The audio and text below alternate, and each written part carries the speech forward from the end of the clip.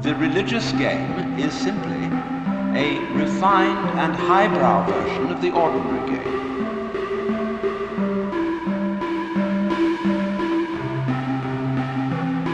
Because you've got to make a move which will put yourself out of your own control into the control of a better.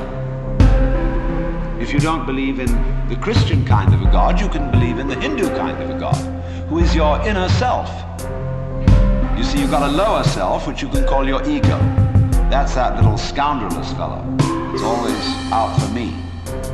But behind the ego, there is the Atman, the inner self, the inward light, as Quakers would call it, the real self, the spirit, which is substantially identical with God.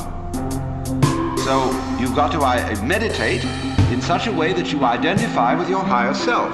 How do you do that? Well, you start by watching all your thoughts very carefully, watching your feelings, watching your emotions, so that you begin to build up a sense of separation between the watcher and what is watched. How can I outwit me? Who is this self behind the self, the watching self? How can I one? Can you watch that one?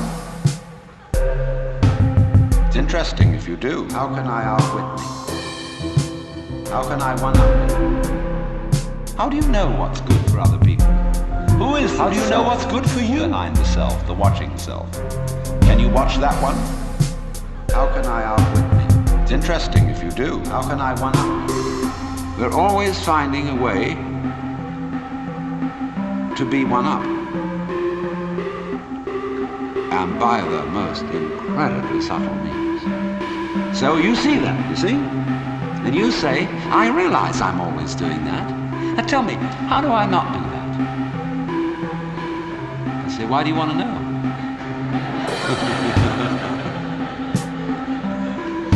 Well, I'd be better that way. Yeah, but why do you want to be better? You see, the reason you want to be better is the reason why you aren't. Shall I put it like that? We aren't better because we want to be. Because the road to hell is paved with good intentions. Because all the do-gooders in the world, whether they're doing good for others or doing it for themselves, are troublemakers. On the basis of kindly let me help you or you'll drown, said the monkey, putting the fish safely up a tree.